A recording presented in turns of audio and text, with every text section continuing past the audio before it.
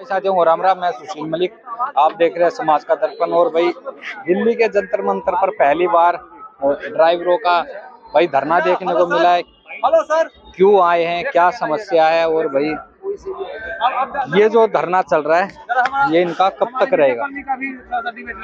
नमस्कार जी। हाँ जी सर, नमस्कार। पूछें। क्या नाम है? मेरा नाम कैलाश प्रसाद गौतम। कहाँ से आए?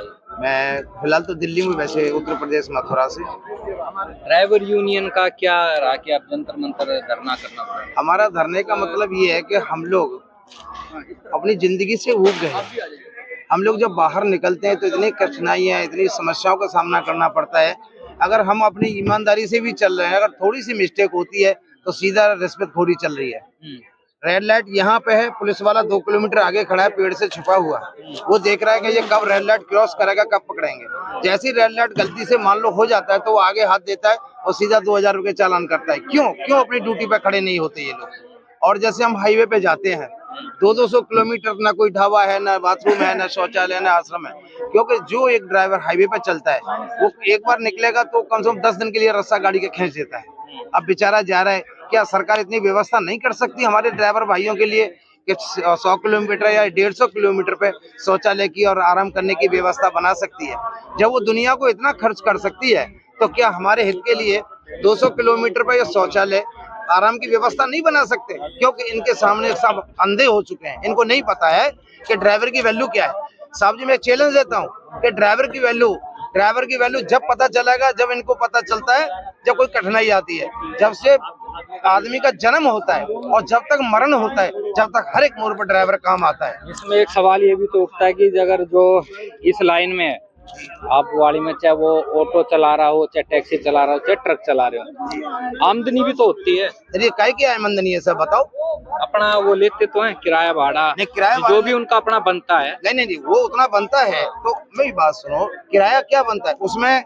अगर ड्राइवर को देखा जाए 25,000 इनकम टैक्स देते, वो क्या नाम, वो देते हैं, इंश्योरेंस देते हैं, रोड टैक्स देते हैं, टोल टैक्स देते हैं। बाकी जब सारे टैक्स देते तो ड्राइवर को बचता क्या? कुछ नहीं बचता। 4 बच्चों का पेट नहीं भर सकता। बस सरकार की आंखें बंद है, ये नहीं सुन रही कि जो मेन चीज है, जो हमारे देश को संभाल रहा है, देश की रक्षा कर रहा है, उसके लिए आप नहीं कर रहे। क्यों? तो इसमें कौन कौन से ऐसे आप बदलाव चाहते हो जो भाई ड्राइवर ने जो अपनी गाड़ियां ले रखी है उसका लोड कम पड़े ड्राइवर पे? देखो, हम तो ये सरकार से सीधी मांग करते हैं साहब, हमारी कोई फालतू मांग नहीं है, जायज है। और सरकार को पता है कि बिना ड्राइवर के, अगर ड्राइवरों ने स्ट्रिंग छोड़ो आंदोलन कर दिया तो देश पूरा बेकार हो जाएगा, अर्थव्यवस्था संभाल नहीं पाएंगे। पर हम लोग क्या भटके हुए हैं, अब हम जागृत हो गए, अपनी समस्याओं को ले रहे हैं। हमारी 9 मांगे हैं। पहली मांग ये है, जैसे कि हमारा चालक भाई ऑन द वे जा रहा है, भगवान ना करे अगर एक्सीडेंट में एक्सपायर हो जाता है तो पहली बात उसको आर्मी या मिलिट्री के सम्मानित के तिरंगे के साथ उसको अंतिम संस्कार किया जाए, उसका पूरा सरकार खर्चा उठाएगी। दूसरा, 20 लाख रुपए का मुआवजा उसके परिवार को दी जाए।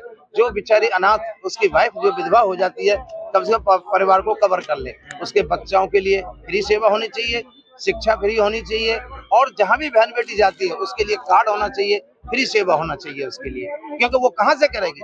आजकल देख रहे हैं सब, आजकल जमाना क्या है, विधवा बहन बेटियों को कैसी नजरों से देखा जाता है, ये सरकार को पता नहीं है। सब पता है सरकार को, परंतु क्या है कि थोड़ी हम में भी कमी है, जो हम एक नहीं है। जिस दिन एक हो जाएंगे ना, अप्रैल में पता चल जाएगा सरकार को कि ड्राइवरों के हित में कैसे करते हैं, नहीं करते। तो आपकी जो मांग है किस ऑटो वाले के लिए, टैक्सी वाले के लिए, ड्राइवर और टोटल ड्राइवर, चाहे छोटे से लेके बड़े तक, ड्राइवर तो ड्राइवर बस। तो इसके अगर सरकार किससे मांग आप? हमारी केंद्र सरकार से है, परिवहन मंत्रालय से है। और बता रहे अमृत महोत्सव चल रहा है देश में, कोई दिक्कत नहीं है, सब बढ़िया है। हाँ, सब बढ़िया, कोई दिक्कत नहीं है भाई। और बताओ, इससे ज्यादा हम क्या कह सकते हैं? जब ड्राइवर दुखी है, परेशान है, जब ही ना आप सामने आए। अभी तक तो कोई ड्राइवर, अब ये सरकारी ड्राइवर को फैसिलिटी दे रहे हैं, क्या वही ड्राइवर बम हथियार पहुंचा रहा है बॉर्डर पे? और ये नहीं पता प्राइवेट टैक्सी वाला भी मतलब खाना पहुंचा रहा है अपने नौजवानों के लिए जो हमारी सरहद पर लड़े हुए हैं। सरकार को नहीं दिखाई दे रहा। और हमारी एक मांग है। हाँ बताइए। एक मांग हमारी और है कि जो भी हमारा ड्राइवर भाई, टैक्सी ड्राइवर भाई हम लोग जो है अगर बाहर जाते हैं, दिल्ली से बाहर जाते हैं, 400-500 किलोमीटर दूर जाते हैं, वहाँ पे होटल होता है, जैसे शिमला हो गया, मनाली हो गया, राजस्थान हो गया, वहाँ हमारे को सवारी तो जो है कस्टमर तो होटल में चले जाते हैं सोने के लिए, ड्राइवर के लिए कोई व्यवस्था नहीं होती, वहाँ पे ड्राइवर के लिए कुछ नहीं होता, बाहर का कोई रुकने के लिए कोई व्यवस्था नहीं मिलती, अलाउ नहीं करते हैं। वो अलाउ नहीं करते हैं। कई होटल में ऐसा है कि ड्राइवर को टॉयलेट बाथरूम करने भी नहीं जाने देते हैं। तो फिर किस तरह मैनेज करते हैं? गाड़ी लेके गाड़ियों में सोते हैं, गाड़ी में चालक भाई बड़े मुश्किल सोते हैं और कितने चालक भाई हमारे गाड़ी में खत्म हो जाते हैं ठंड की वजह से, ना वहाँ कुछ वो लोग कोई रजाई बिस्तर कोई प्रावधान नहीं कराते होटल वाले।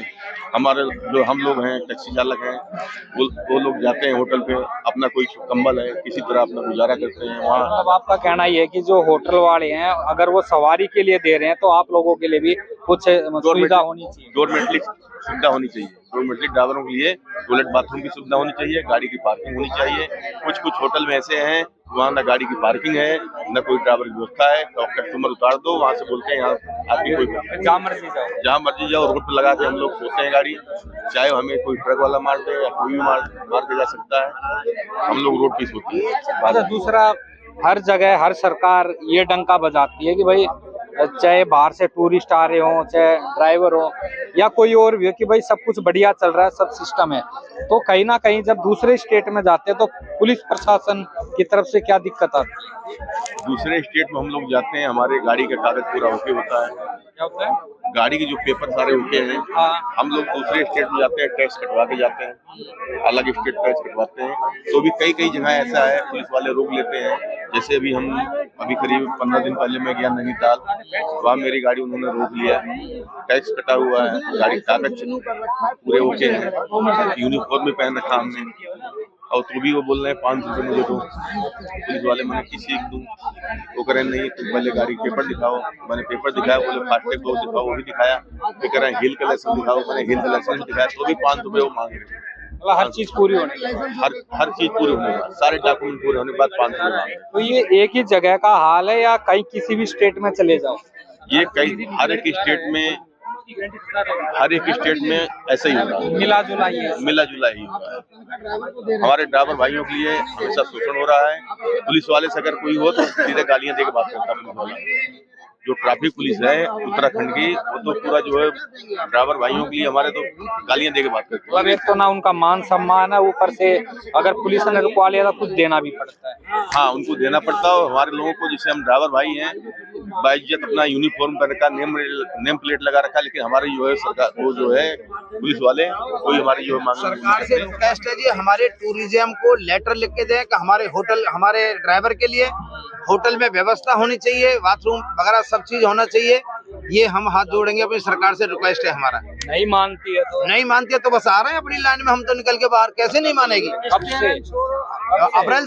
अप्रैल में अभी डेट फिक्स नहीं है। तो ऐसा तो नहीं कि 2024 के चुनाव आ रहे हैं इसलिए जितने सब बाहर आ रहे हैं? चुनावों से मतलब नहीं है सर, हमें सरकार से चुनाव से नहीं, केवल हमें अपनी परेशानी से मतलब है, जो हम परेशानियों का सामना कर रहे हैं, बस उसी के लिए हम गुहार लगा रहे हैं अपनी। अगर सरकार नहीं मानती है, सरकार मोदी सरकार है इस समय में, तो क्या इस चीज की वोट की भी चोट लगेगी जितने ड्राइवर हैं?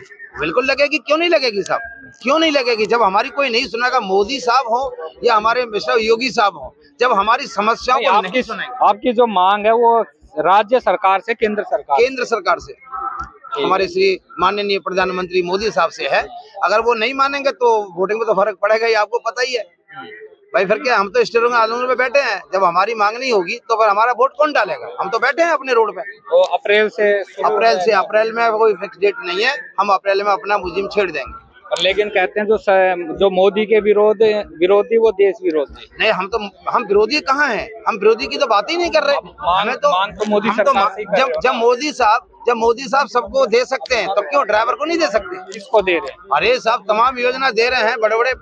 अब मैं क्या बोलूं, अच्छा बोला ठीक नहीं है। उधर जवान बैठे हैं, 2020 में किसान बैठे हुए हैं, अब तुम वो ड्राइवर भी आगे बैठ गए, तो उनको आराम से मोदी जी को रहने दो ना बड़े सफरों में। अरे साहब, राजा है तो राजा तो हमेशा प्रजा में व्यस्त रहेंगे, वो आराम से कैसे बैठ सकते हैं? आराम तो बैठने सीखे नहीं बेचारे। 2023 में तो 9 राज्यों के चुनाव है, 24 में उनका अपना खुद का चुनाव है, तो अभी थोड़ा समय दे दो, 25-26 में बैठ लेना। देखो जी साहब, हम समय के लिए माने नहीं कर रहे, तो हमारी शर्तें, हमारी जो हम उम्मीद लगाए बैठे हैं वो हमारी दे दो, बात खत्म हो गई। कोई हमारी लड़ाई थोड़ी है। हमारे तो माननीय प्रधानमंत्री जी तो प्रधानमंत्री जी हैं। जब हमारे हम जो अच्छा अगर हमारी कोई नाजायज कोई मांग है तो वो सामने बताए भाई आपकी ये नाजायज है। जब हमारी जायज है तो वो तो जायज है, देना चाहिए ना सर। और ये बोल देते हैं इनके पीछे जो है ना विपक्ष का हाथ है, ये जो धरने चल रहे हैं। नहीं नहीं, मोदी साहब को ये भी पता है कि जब ड्राइवर की बीवी विधवा होती है ना वो कैसे जा रही है। वो बहुत महान आदमी है, उनको सब पता है, सब पता है उनको। हाँ ने महान देव तो है ही, जब पूरे भारत को चला रहे हैं तो भाई राजा तो राजा ही है, पर उनको पता सब है। पर वहाँ ये लोग पहुंचाने कहाँ देते हैं, उन तक कोई समस्या पहुंचती कहाँ है। बीच में खा जाते हैं, उनको बीच में रोक लेते हैं, कचरा के डिब्बा में फेंक देता है, कोई कुछ कर देता है। तो अगर बहुत अच्छा काम कर रहे हैं तो आप लोग क्यों बैठे हो? उसी के लिए तो बैठे हैं अच्छे में। जो हमारे साथ में नहीं हो रहा है हमारे साथ में होना चाहिए ना। हम लोग परिवार में एक आदमी ड्राइवर बनता है, पूरे देश की अर्थव्यवस्था को संभालता है, पूरे देश को वो देख रहा है, लोडिंग अनलोडिंग कस्टमर इधर से उधर। पूरे देश में जब ड्राइवर का ही मतलब हुआ है तो ड्राइवर को फेलिसिटी क्यों नहीं है सर। मैं ये तो भाई ये सारी बातें हैं ड्राइवरों की, तो अपनी अपनी अलग अलग भाई मांगे रखी हुई हैं, क्योंकि चाहे भाई ऑटो वाले हो, टैक्सी हो, बस ड्राइवर हो, चाहे ट्रक ड्राइवर हो, तो भाई इनकी मांगे सरकार तक कब पहुंचती है और सरकार कब भाई इनकी तरफ ध्यान देती है, वो आगे भाई आने वाला समय बताए। तो भाई वीडियो को ज्यादा से ज्यादा शेयर करना, अपनी राय जरूर देना।